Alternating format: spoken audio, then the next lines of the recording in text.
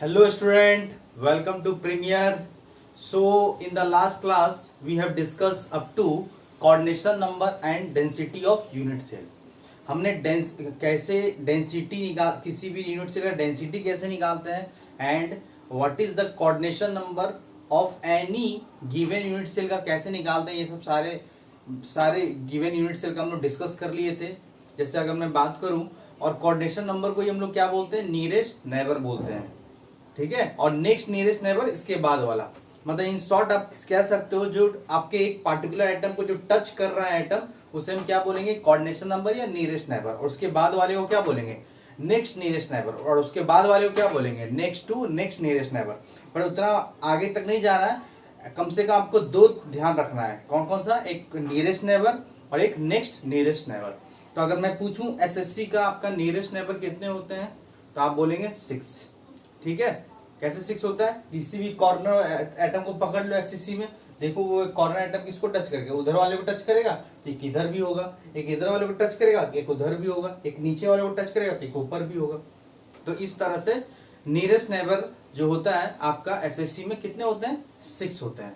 अगर और कितने डिस्टेंस में होते हैं, ए डिस्टेंस में. और आप ये भी साथ साथ बताएं कि नियरेस्ट नेबर में हमेशा आपका distance between two atom is always 2r in terms of, अगर r पूछ रहे हैं तो हमेशा 2r होगा. मतलब इन शॉर्ट बोल सकते हो, for touching to a sphere the distance will be always 2r. तो हमेशा 2r होगा, 2r होगा, ध्यान रखिएगा. उसके बाद मैं पूछूं नेक्स्ट नियरेस्ट नेबर एसएससी का कितना होता है, तो नेक्स्ट नियरेस्ट नेबर a के बाद कितने डिस्टेंस में होगा, फेस डायगोनल डिस्टेंस में होगा. तो फेस डायगोनल डिस्टेंस में √2a डिस्टेंस में होगा. अब वो कितना होगा, 12 होगा. हम आपको बताया, ट्रिक्स दिए हैं कि a या a/2 डिस्टेंस में हो तो उसका नियरेस्ट नेबर आपका कितने होंगे, नंबर कितने होंगे, 6. √2a या a/√2 के डिस्टेंस में होगा तो वो हमेशा 12 होगा. √3a या √3a/2 के डिस्टेंस में होगा हमेशा 8 होगा. तो हम एसएससी में बोले कि नियरेस्ट नेबर कितने होते हैं, 6 होते हैं. एसएससी के केस में कितने डिस्टेंस पे, a distance in terms of r पूछे तो ऑलवेज 2r बोलना, चाहे एसएससी हो या बीसीसी हो या एफसीसी हो. Next nearest neighbour √2a distance में वो कितना होगा, 12 होगा. कैसे होगा वो सारा कुछ हम लोग डिस्कस कर लिए थे. नेक्स्ट आता है आपका बीसीसी. बीसीसी केस में हम आपको बताए थे कि बताओ नियरेस्ट नेबर कितने होते हैं बीसीसी केस में. बीसीसी केस में नियरेस्ट नेबर आपका वो एटम और बॉडी सेंटर आपस में टच करते हैं कितने डिस्टेंस में, √3a/2 डिस्टेंस में. और √3a/2 डिस्टेंस में हमेशा कितना होगा आपका, 8 होगा. इधर भी टच करेगा, उधर भी टच करेगा, इधर भी टच करेगा और इधर भी टच करेगा. 4 ऊपर भी बॉडी सेंटर, मतलब एक कॉर्नर से कितने बॉडी डायगोनल ड्रॉ कर सकते हो पूरा, क्योंकि एक कॉर्नर से आपका 8 रूम शेयर करता है तो 8 बॉडी डायगोनल आपका ड्रॉ कर सकते हो. और बॉडी सेंटर से आपका क्या हो रहा है, टच हो रहा है. तो नियरेस्ट नेबर कितने होंगे आपका, 8 होंगे. और नेक्स्ट नियरेस्ट नेबर क्या होगा, 8 डिस्टेंस में 6 होगा. और एफसीसी का क्या होता है नियरेस्ट नेबर, 12. कितने डिस्टेंस पे, या बोल सकते a/√2a डिस्टेंस में, फेस सेंटर और कॉर्नर टच करेगा. ठीक है, 12 होते हैं. और नेक्स्ट नियरेस्ट नेबर 6 होगा. आया समझ में. और डेंसिटी कैसे निकालते हैं, density equal to mass upon volume, mass of unit cell upon volume unit cell. हम क्या बताए थे कि अगर मास निकालना है तो एक एटम का मास निकालो इनटू जेड कर दो. Z is the total effective number of atom per unit cell upon volume निकाल दो. वॉल्यूम ऑफ क्यूब क्या होगा, ए क्यूब हो जाएगा. तो फॉर्मूला क्या बन गया था, z into molar mass upon A cube into N is the Avogadro number. तो ग्राम पर सीसी में हम लोग हमेशा यूनिट लिखते हैं. तो एक आपको होमवर्क दिए थे, आई होप कि होमवर्क बन गया होगा. अगर नहीं बना है तो उसको हम लोग अभी डिस्कस करते हैं, उसके बाद नेक्स्ट टॉपिक की तरफ बढ़ते हैं.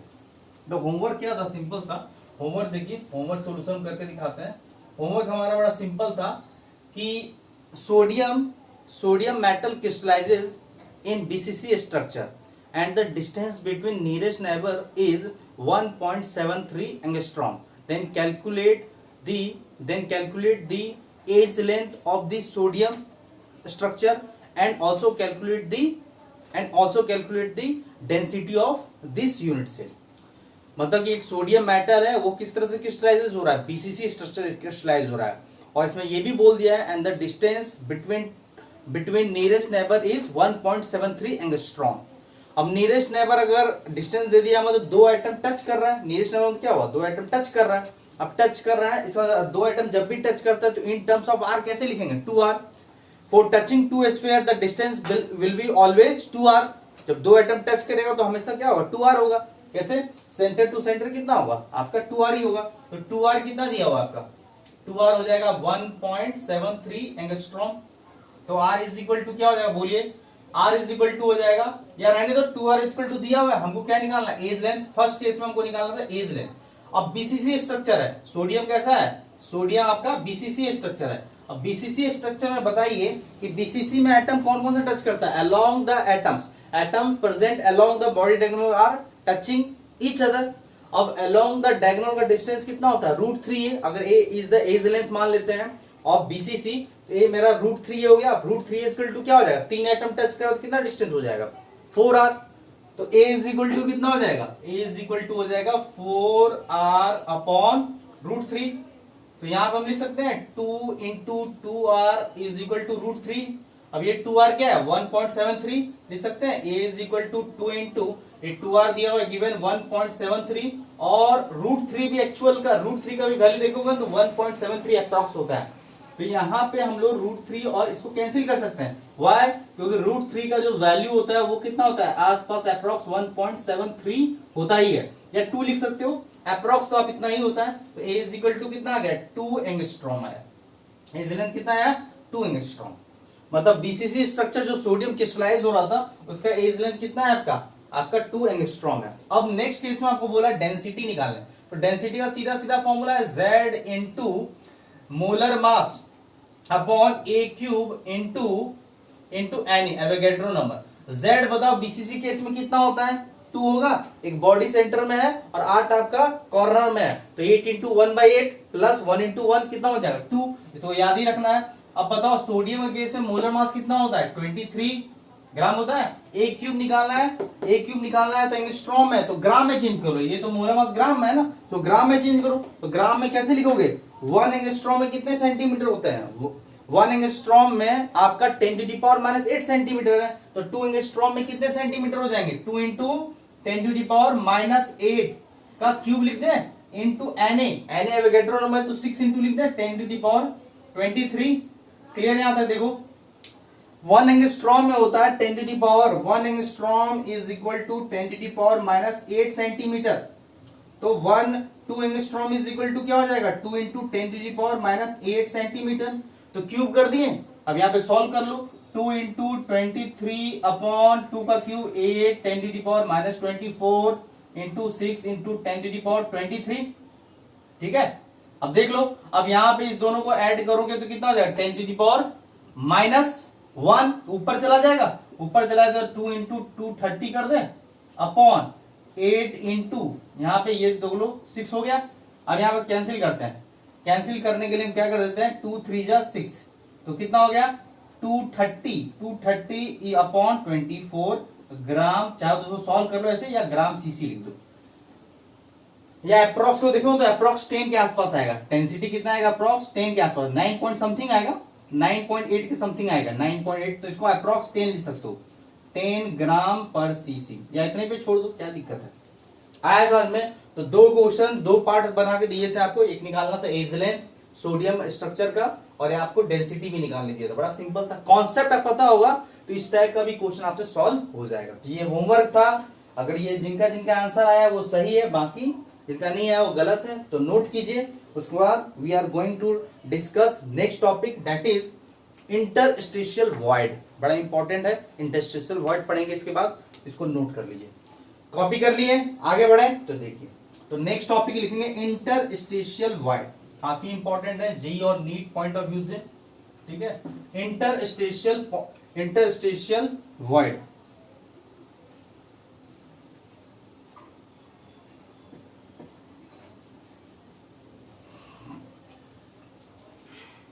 देखिए इंटरस्टिशियल वॉइड लिखेंगे टॉपिक, इंटरस्टिशियल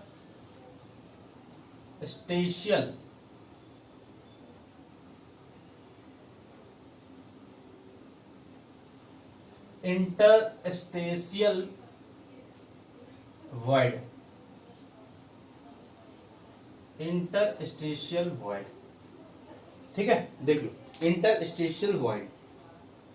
अब इंटरस्टिशियल वॉइड होता क्या है, पहले समझेंगे हम लोग, वॉइड भी बोल सकते हैं या इंटरस्टिशियल वॉइड भी बोल सकते हैं।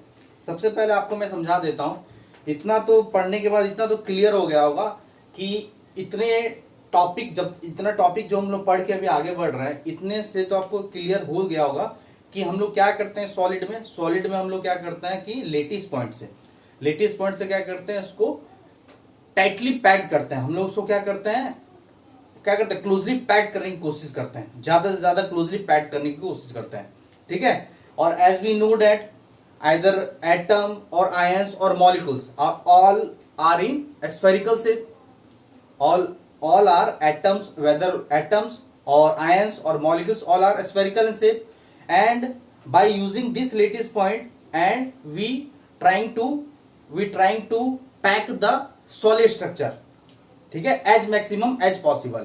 और ये भी सही है कि एटम या आयंस या मॉलिक्यूल से अगर आप क्लोजली पैक करो किसी सॉलिड को, तो क्या वो 100%, is it possible to packed 100%, is it possible to pack the solid structure 100% by the help of these lattice points? क्या पॉसिबल है कि 100% स्पेस को कवर कर लेगा सॉलिड को? पॉसिबल है क्या? नहीं है, बिल्कुल नहीं है। 100% बिल्कुल कवर नहीं करेगा, कुछ स्पेस छूट जाता है, वही स्पेस को हम लोग क्या करते हैं, वॉइड बोलते हैं। आप देखे होंगे एससीसी में कितना पैकिंग एफिशिएंसी आया था, 52.4%। आपका बीसीसी में कितना आया था, 68%। एफसीसी में कितना आया था, 74%। ध्यान में आना चाहिए। तो आप देख रहे हो कि 74% है आपका, 52.4% और 74% है। क्या 100% दिख रहा है? 100% तो नहीं दिख रहा है ना। इससे क्लियर आइडिया मिल रहा है कि आपका कभी भी सॉलिड को 100% पैक नहीं कर सकते हैं। कुछ ना कुछ पार्ट क्या है उसमें वैकेंट है, वही वैकेंट पार्ट क्या होता है, वॉइड है। जब एटम को आप क्लोजली पैक करते हो उसमें स्मॉल गैप आ जाता है, वही गैप जो है हमारा क्या कहलाता है, इंटरस्टेशियल वॉइड होता है। तो हम लोग कैसे डिफाइन करेंगे इंटरस्टेशियल वॉइड को? इंटरस्टेशियल वॉइड को हम लोग डिफाइन कर सकते हैं, द स्पेस, या बोल सकते हैं the vacant space is occupied, the vacant space occupied, या बोल सकते हो the void is formed in between the touching sphere। the void कैसे बोलेंगे, the void is formed in between the touching sphere is known as interstitial void। तो सबसे पहले इसका डेफिनेशन ही लिख लेते हैं हम लोग। लिखिए, the void is formed, void की जगह पर वैकेंट स्पेस भी बोल सकते हो, ठीक है। वैकेंट स्पेस जो खाली बच जाता है, the vacant space is formed, या void is formed in between the touching sphere, in between the touching sphere is known as interstitial void. ध्यान रखिएगा, interstitial void, interstitial void, interstitial इसको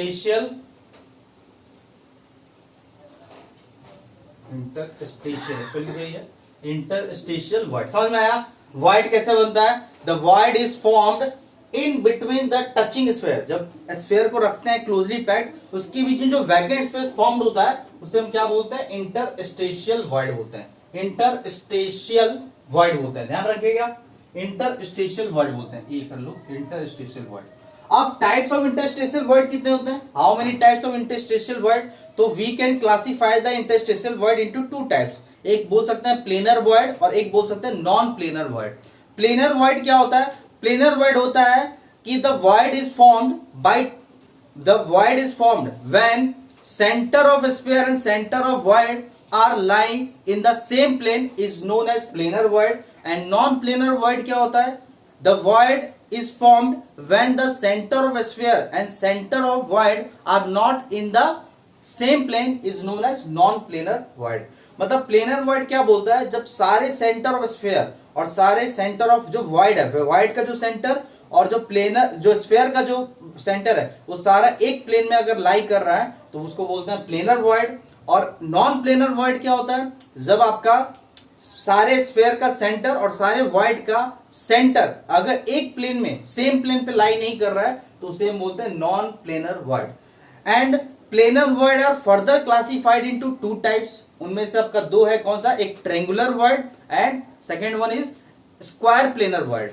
और आपका नॉन प्लेनर वॉइड में आपका three types हो जाएगा। एक है आपका टेट्राहेड्रल वॉइड, एक है आपका ऑक्टाहेड्रल वॉइड एंड लास्ट है आपका क्यूबिकल वॉइड। ठीक है, तो यहां पे हम लोग कर लेते हैं क्लासिफिकेशन ऑफ इंटरस्टेशियल वॉइड में लिख लेंगे classification of interstitial void.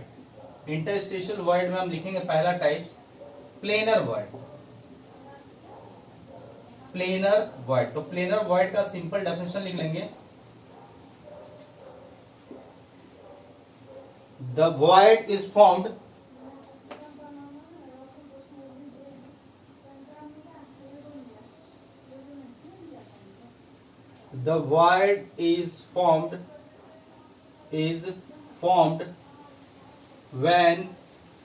when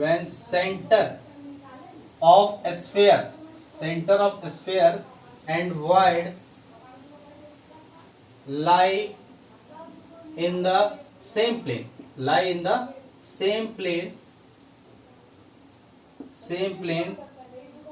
the void is formed when center of sphere and void lie in the same plane। या पूछ सकते हैं when the center of sphere, ऐसे लिख लो, अगर दिक्कत हो रहा है तो ऐसे लिख लीजिए simple, when center of sphere and void are lie in the same plane,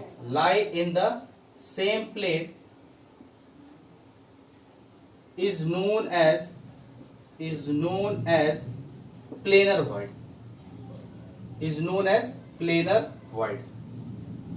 planar void किसे बोलते हैं? when the center of sphere and void, center of void, यहाँ पे void मतलब क्या हो, center of void लिखेंगे। ठीक है, when the center of sphere and center of void are lie in the same plane, is known as planar void। और second हो जाएगा इसका फर्दर क्लासिफिकेशन हो जाएगा कौन सा, एक हो जाएगा आपका स्क्वायर प्लेनर वॉइड, या सीधा लिखते हैं पहले ट्रायंगुलर वॉइड, और दूसरा हो जाएगा आपका क्या, स्क्वायर प्लेनर वॉइड। ये दो टाइप्स हो गए। सेकेंड हो जाएगा इसमें, अब देख लेंगे non planar void. Non planar void क्या होता है, पहले ये भी लिख लो, non planar void. What do you mean by non planar void? देखिए नॉन प्लेनर वॉइड कैसे बनता है, when the center of sphere and center of void are not lie in the same plane। ठीक है, यहां पे लिखेंगे when center of sphere and center of void are not lie in the same plane, is known as non-planar void। लिख लेंगे non-planar void। ठीक है, planar void क्या होता है, when the center of sphere and center of void lie in the same plane is known as planar void। और non-planar void क्या होता है, when the center of sphere and center of void are not lie in the same plane is known as non-planar void। ठीक है, जैसे इसका types की क्या हो जाएगा, इसका पहला टाइप्स हो जाएगा आपका triangular void, tetrahedral void, sorry लिखेंगे tetrahedral void.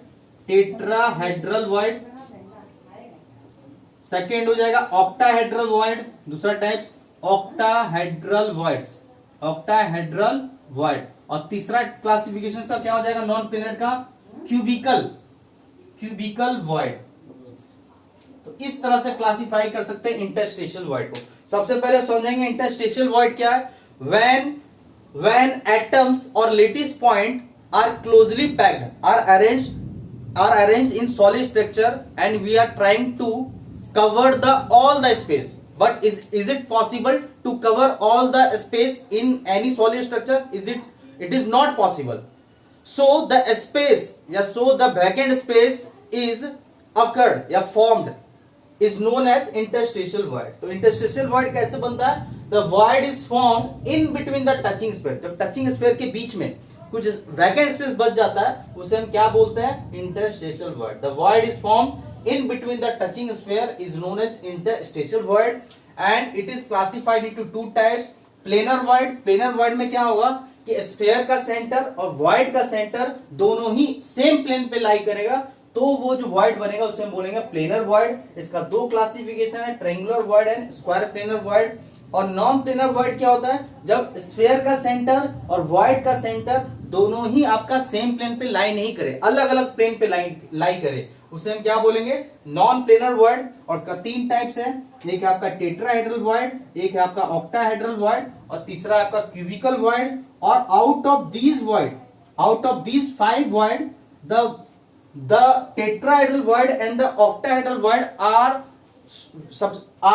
so important, are very tetrahedral void and octahedral void are these two void are most important void which is studied earlier, which is studied after that। ठीक है, इसके बाद हम इसको पढ़ेंगे। और ये भी ध्यान रखिएगा, tetrahedral void and octahedral void are generally found in most of the structure। सबसे ज्यादा आपको जो void मिलने वाला है वो आपको टेट्रा और ऑक्टा मिलने वाला है, ध्यान रखिएगा। तो यहाँ पे हम क्लासिफिकेशन बता दिए, डेफिनेशन बता दिए वॉइड के बारे में, एक एक करके आप लोग डिटेल में डिस्कस करेंगे। नोट कर लिया आप लोग, वीडियो को पॉज करके नोट कर लेना। देखिए, तो यहाँ पे क्लासिफिकेशन हो गया हम लोग का। क्लासिफिकेशन कैसे कैसे हुआ दिखाते हैं आपको। इंटरस्टेशियल वॉइड का देख लो, पहला हो गया आपका planar void, planar void, planar void. दूसरा हो गया आपका non planar void, non planar void. Planar void का क्लासिफिकेशन हो गया आपका ट्रायंगुलर वॉइड, ट्रायंगुलर वॉइड। और दूसरा हो गया आपका square planar void, square planar void. ठीक है, स्क्वायर प्लेनर वॉइड। और नॉन प्लेनर वॉइड का हो गया टाइप कौन कौन सा, एक हो गया आपका टेट्राहेड्रल वॉइड, टेट्राहेड्रल वॉइड। ठीक है, और एक हो गया आपका क्या, ऑक्टाहेड्रल वॉइड, ऑक्टाहेड्रल वॉइड।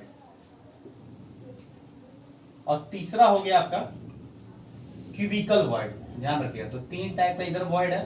सबसे इंपॉर्टेंट आपका टीवी ओवी है, सबसे इंपॉर्टेंट यही दोनों पढ़ना है, एक एक करके हम लोग पढ़ लेंगे। एक और बात हम बता देते हैं आपको, अब वॉइड बनता है कैसे। जैसे कि मान लो प्लेन में हम 3 स्फीयर को रख दिए, प्लेन में हम लोग क्या करते हैं, 3 स्फीयर को रख दिए, जैसे ऐसे रख देते हैं। 3 स्फीयर को हम लोग, इस स्फीयर को मान लो एटम है या आयन है या मॉलिक्यूल्स है, हमने किसी सेम प्लेन पे हम लोग तीनों को सेम प्लेन पे रख दिया। तो ये जो स्फीयर, ये जो वैकेंट स्पेस बचा हुआ है, यही वैकेंट स्फीयर को हम लोग क्या बोलते हैं, वॉइड। ये हमने क्या किया, ये सारा सेंटर जो है आपका इस बोर्ड वाले प्लेन में लाई कर रहा है। और यहां पे जो स्पेस बचा हुआ, वैकेंट स्पेस जो मिला हमको, यही वैकेंट स्पेस को क्या बोलते हैं, वॉइड। ठीक है, वॉइड बोलते हैं। तो यहां पे अगर हम ऐसा कोई स्फीयर डाल दे जो इस वॉइड पे फिट हो जाए, ठीक है, इस पे फिट बैठ जाए, ये जो वैकेंट स्पेस है, वैकेंट स्पेस पे हम लोग ऐसा स्फीयर इसमें डाल दें कि उस पे फिट बैठ जाए, तो इससे हम लोग क्या बोलते हैं, सेंटर ऑफ वॉइड। इसका भी कुछ सेंटर होगा, इसका भी सेंटर ऑफ वॉइड है। तो सेंटर ऑफ वॉइड और centre of 3 sphere lie in the same plane. तो ये जो वॉइड बनेगा किसके अंडर आएगा, प्लेनर वॉइड के अंदर। और हम लोग क्या करते हैं, यहां भी हम लोग ट्राई कर लेते हैं कि let a small r be the radius of void, radius of void. ठीक है, and capital r is the radius of sphere, sphere.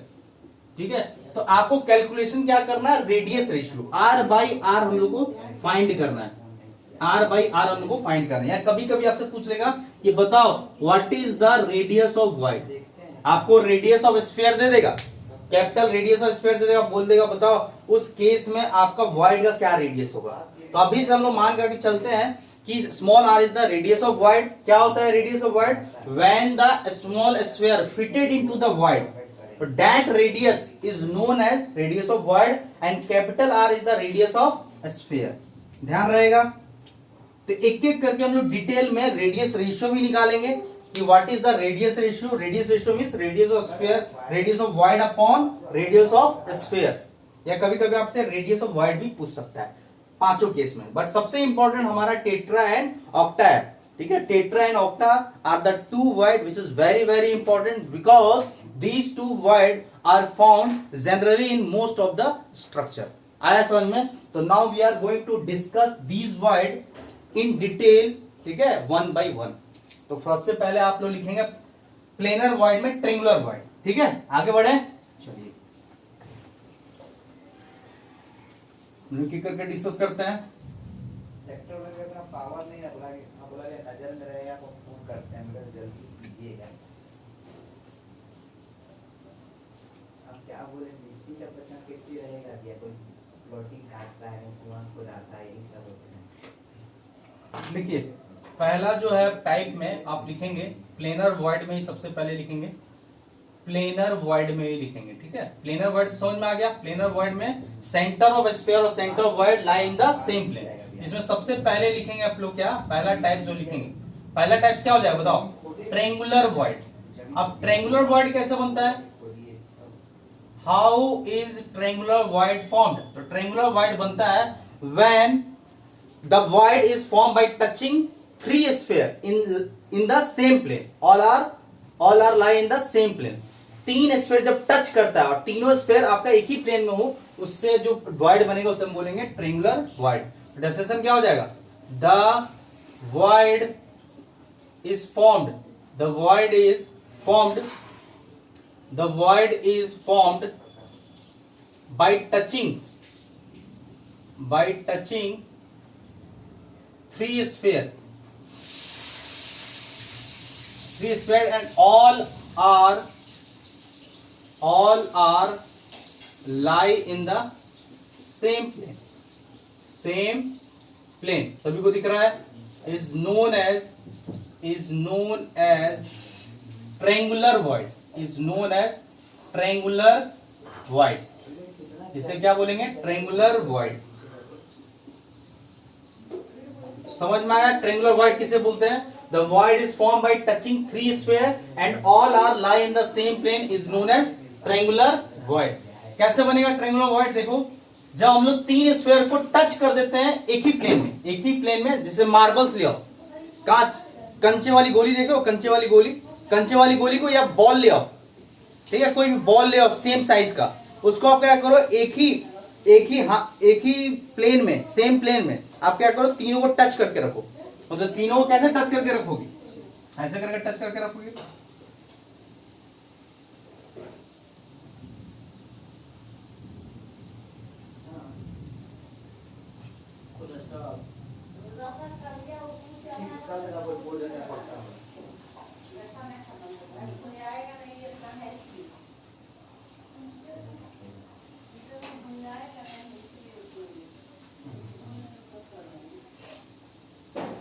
ठीक है, तो यहां पे जो वॉइड बना, ये सारा जो है सेंटर इस तीनों स्फीयर का, ये तीनों स्फीयर आपका सेम प्लेन पे है, और यहाँ पे जो वॉइड बनने वाला वो भी वॉइड कहाँ पे है, ये जो वॉइड यहाँ पे है आपका, ये वॉइड भी कहाँ है आपका, सेम प्लेन पे, इसका सेंटर भी सेम है. तो centre of sphere and centre of void all are lie in the same plane. तो इस टाइप के वॉइड को हम लोग क्या बोलेंगे, ट्रेंगुलर वॉइड बोलेंगे. क्या बोलेंगे, ट्रेंगुलर शेप का दिख रहा होगा आपको, ट्रेंगुलर वॉइड है ये क्या है मेरा, ट्रेंगुलर वॉइड. ठीक है, दिख रहा है सभी को, स्पेलिंग और बड़ा लिख देते हैं, ट्रेंगुलर वॉइड. आया समझ में, ट्रेंगुलर वॉइड है. या आप चाहो तो ऐसे ही बना सकते हो, ऐसे ही बना सकते हैं ना, दो ऊपर पे रख दो.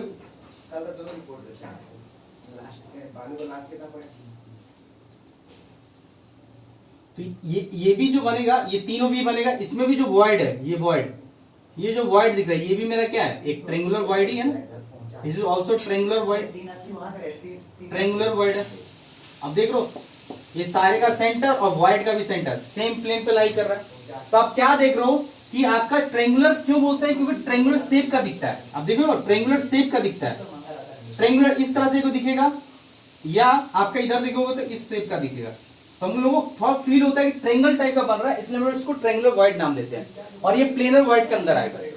इसका हम लोग क्या निकालते हैं, रेडियस। तो सबसे पहले हम लोग क्या करते हैं, सारे सेंटर को मैच कर देते हैं। सारे सेंटर को आप क्या करो, मैच कर दो, इसके सेंटर को, सारे सेंटर को मैच कर दो, और सारे का नेमिंग कर देते हैं। ये हो गया ए, ये हो गया बी, ये हो गया सी, ठीक है, ए बी सी। अब हम क्या करते हैं कि इस वॉइड के सेंटर को, अब यहां पे देखो, जब भी दो स्फेयर टच करेगा उसका मिनिमम डिस्टेंस कितना होगा, 2r। जब भी दो स्फेयर टच करता है, तो पहले ही बताया कि जब भी दो स्फेयर टच करेगा उसके बीच का डिस्टेंस कितना होगा, ये भी आ रहा है, ये भी आ रहा है, तो हमेशा कितना होगा, 2r। ध्यान रखिएगा। तो यहाँ पे ये भी आ रहा है, ये भी आ रहा है, इसका भी डिस्टेंस यहाँ पे आ रहा है, इसका भी आ रहा है, ये भी आ रहा है, ये भी आ रहा है। तो यहाँ पे जो एबीसी ट्रायंगल बना, तो एबीसी ट्रायंगल कैसा लग रहा है, इक्विलेटरल ट्रायंगल है। ये भी 2r, ये भी 2r, ये भी 2r, तो क्या हो गया, इक्विलेटरल ट्रायंगल हो गया। तो एबीसी जो है हमारा एक इक्विलेटरल ट्रायंगल फॉर्म हो गया, इक्विलेटरल ट्रायंगल फॉर्म हो गया। अब इक्विलेटरल ट्रायंगल फॉर्म हो गया तो सारा एंगल कितना होगा, 60। अब हम यहाँ पे क्या करते हैं कि यहाँ पे इस वॉइड से मिला देते हैं, एक वर्टेक्स को मिला दिए, और यहाँ पे एक परपेंडिकुलर ड्रॉ कर देते हैं, और इसको हम नाम देते हैं, इसको एबीसी हो गया, ये डी दे दो इसका सेंटर को, इसको हम लोग ई लिख देते हैं, ठीक है। मतलब यहां से एक ट्रायंगल को, बी डी ई ट्रायंगल को हम लोग क्या करते हैं, बाहर कर लेते हैं, बी डी को बाहर कर लेते हैं। ये मेरा डी था, ये मेरा ई था, ये मेरा बी था। अब बताओ बी डी कितना होगा, बी डी हो जाएगा ये आर, यहां तक क्या था आर, और स्मॉल वॉइड का क्या हो जाएगा, स्मॉल वॉइड का रेडियस आर, स्मॉल आर, तो ये हो जाएगा आर प्लस आर। दो स्फीयर टच कर रहा है या दो एटम टच कर रहा है, तो वो दोनों का क्या डिस्टेंस क्या होगा, डिस्टेंस बिटवीन द या समेशन ऑफ देयर रेडियस। तो समेशन ऑफ देयर रेडियस क्या होगा, आर प्लस आर। बी कितना होगा, बी इज ऑल्सो आर, और ये एंगल कितना हो जाएगा, 30 डिग्री, क्योंकि ये पूरा 60 था, ये अगर बाइसेक्टर खींचे हो तो वो कितना हो जाएगा, 30। ध्यान रहेगा, समझ में आ गया, क्लियर हो गया। अब हम लोग क्या करते हैं कि हम लोग को आर बाई आर निकालना है, तो cos 30 कितना होता है पता है आपको, cos 30 is equal to, cos 30 equal to क्या होता है, P बाई एच। तो B मेरा क्या है, ये मेरा परपेंडिकुलर है, ये मेरा क्या है, B है, तो यहाँ पे R हो जाएगा, और H क्या हो जाएगा, R प्लस R आ जाएगा। cos 30 कितना होता है, 2 बाई रूट 3। cos 30 कितना हो जाएगा, बोलिए, cos 30 इज इक्वल टू कितना होगा, 2 बाई रूट 3। ध्यान से देखो यहाँ पे,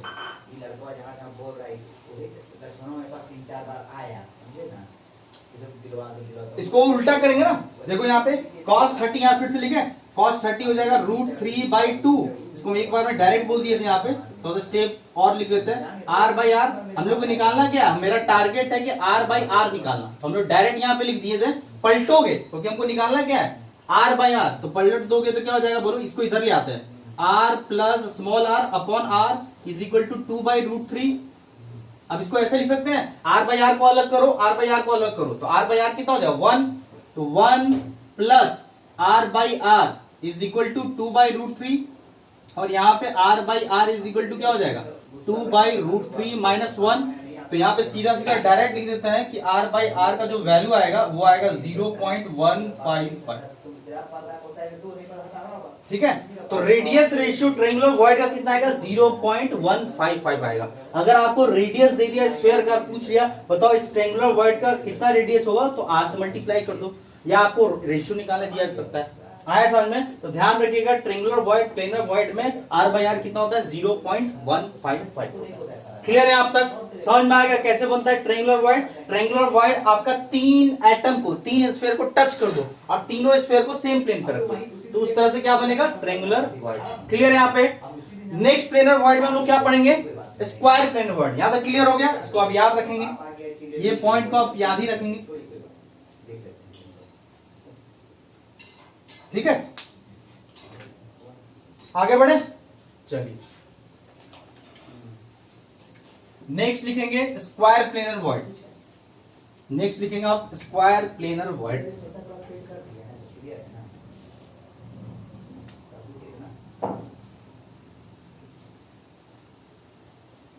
square planar void, square planar void. Square planar void कैसे बनता है, the void is formed by touching 4 spheres, 4 sphere and all the 4 sphere lie in the same plane. ठीक है, इसका डेफिनेशन क्या हो जाएगा कि चार स्फीयर को अगर टच कर दो और सारा चारों स्फीयर एक ही प्लेन में टच किया हुआ है तो उससे जो वॉइड बनने वाला है उसे बोलते हैं स्क्वायर प्लेनर वॉइड। तो कैसे लिखेंगे इसका definition, the void is formed by touching four sphere, bye touching four sphere and all sphere lie in the same plane is known as square planar void।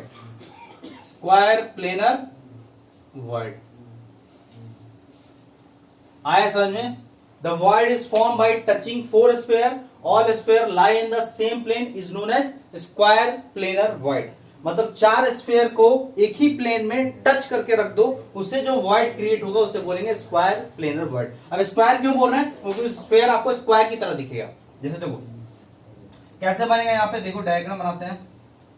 चार स्फीयर कैसे touch करेगा? एक ही plane में चारों स्फीयर को आप touch करके रख दो।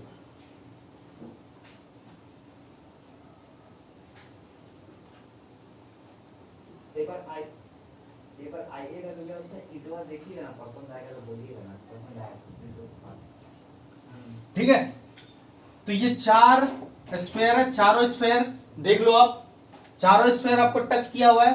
अब यहाँ पे जो वॉइड है, ये वॉइड जो है, इस वॉइड को ये हम लोग क्या बोलते हैं? स्क्वायर प्लेनर वॉइड बोलते हैं। इसे क्या बोलते हैं? Square planar void. ये स्क्वायर प्लेनर वॉइड है। अब यहाँ पे जो वॉइड, यहाँ पे जो हम लोग स्फीयर रख रहे हैं, जो फिट कर रहे हैं, ये जो वॉइड है, ये वॉइड को क्या बोलते हैं? इसी वॉइड को, ये जो स्फीयर में फिट हुआ इस वॉइड के अंदर, इसी को हम लोग बोलेंगे, इसका सेंटर को क्या बोलेंगे? ये सेंटर ऑफ वॉइड हो गया। तो centre of void and centre of sphere all are lie in the same plane, इसलिए किसके अंदर आएगा? Planar void. और इसे हम क्या बोलेंगे? इसे हम बोलेंगे स्क्वायर प्लेनर वॉइड, क्योंकि आप सभी को मिला दो, सभी को मैच करो, सभी सेंटर को मैच करो तो स्क्वायर की तरह दिखेगा आपको, इसलिए इसे हम क्या बोलते हैं? Square planar void. अब इसका हम लोग रेडियस निकालते हैं। पहले बता दिए कि आपका जो मेन स्फीयर का रेडियस कैपिटल आर है और वाइड का रेडियस क्या लिखेंगे? Small are. यहां मैच कर दो, नेमिंग कर दें, ए बी सी डी। यहां पे हम लोग क्या करते हैं? बना देते हैं डायगोनल बना दिए। अब डायगोनल बना देते हो तो यहां पे हम लोग क्या करते हैं कि ये मेरा जो है, ये मेरा क्या हो जाएगा? आर। तो ये भी मेरा आर, ये भी आर है, ये भी आर है, ठीक है, ये भी आर है, ये भी आर है, और ये भी आर, और ये भी आर है। ये भी मेरा आर हो जाएगा, ये भी मेरा आर हो जाएगा। और यहाँ पे क्या होगा? टू स्मॉल आर बीच में हो जाएगा। तो यहाँ पे अगर हम ट्रायंगल हटाएं, देखो बी सी डी हटाओ, बी सी और डी। तो B C D, C D का डिस्टेंस कितना हो जाएगा? 2r। बीसी का डिस्टेंस कितना हो जाएगा? 2r। और ये डिस्टेंस कितना हो जाएगा? r प्लस आर, दो कैपिटल आर दो स्मॉल आर, तो 2r प्लस स्मॉल आर लिख सकते हैं। मतलब इन शॉर्ट हम लोग लिख सकते हैं कि DC is equal to BC is equal to क्या आ गया? ये तो आपका क्या है? एक तरह का आपका, एक तरह का क्या है ये? आप मान सकते हैं एज है, एज लेंथ आप स्क्वायर मान सकते हो। एज लेंथ है आपका, सारे का एज लेंथ क्या हो जाएगा? ए है, सारा स्क्वायर है तो एज लेंथ ए मान लेते हैं। ए इज इक्वल टू कितना आया? 2 कैपिटल आर। इसको इक्वेशन फर्स्ट मान लो। अब ये बताओ ये डिस्टेंस कितना होगा? ये बॉडी डायगोनल कितना होगा ए के टर्म में? बताओ तो बॉडी डायगोनल कितना होगा ए के टर्म में? बता सकते हो? बॉडी डायगोनल √2a होगा, √2a। तो हम लिख सकते हैं db इज इक्वल टू लिख सकते हैं √2a। अब √2a इज इक्वल टू किसके बराबर हो जाएगा? 2 into capital R plus small R. ये इक्वेशन 2 हो गया। आ रहा है समझ में? देखो तो ये तो स्क्वायर है ना, तो स्क्वायर का एज लेंथ को ए मान लिए, ठीक है। तो BC is equal to AB is equal to और AD is equal to A है, वो इज इक्वल टू क्या लिख सकते हो? 2r। सभी आपका स्क्वायर टच किया हुआ है। और ये जो डायगोनल है, ये जो आपका स्क्वायर का डायगोनल है, वो अब क्या हो जाएगा? उसका लेंथ √2a। तो √2a इक्वल टू लिख सकते हैं 2 into capital R plus R। अब हम क्या करते हैं? 2 को 1 से डिवाइड कर देते हैं। 2 को हम लोग 1 से डिवाइड कर देते हैं। डिवाइड करोगे तो क्या हो जाएगा? 2 into R plus R upon 2r is equal to क्या हो जाएगा? a upon √2a। ये a कैंसिल, यहाँ पे 2 2 कैंसिल, तो क्या आ जाएगा बताओ यहाँ पे हो जाएगा r plus R upon capital R is equal to 1/√2। यहाँ पे बताओ 1 plus R upon R is equal to 1/√2। यहाँ पे हो गया r upon R is equal to √2 minus 1, तो यहाँ पे r upon R capital direct हम लिख देते हैं 0.414 आ जाएगा। अब ये मेरा रिलेशन हो गया स्क्वायर प्लेनर वॉइड का। The ratio of radius of void to the radius of sphere is equal to 0.414 होगा। अब ये ध्यान रखेंगे, अगर मान लो रेडियस ऑफ स्फीयर दे दिया, आपसे पूछे रेडियस ऑफ वॉइड बताओ स्क्वायर प्लेनर का, तो r से मल्टीप्लाई कर दो। आया समझ में? और कैसे बनते हैं square plane void? The void is form by touching 4 sphere, all sphere lie in the same plane is known as square planar void. आया समझ में? क्लियर हो गया? तो प्लेनर वॉइड यहाँ पे कंप्लीट हो गया, ध्यान रखिएगा, प्लेनर वॉइड यहाँ पे अच्छे से कंप्लीट हो गया।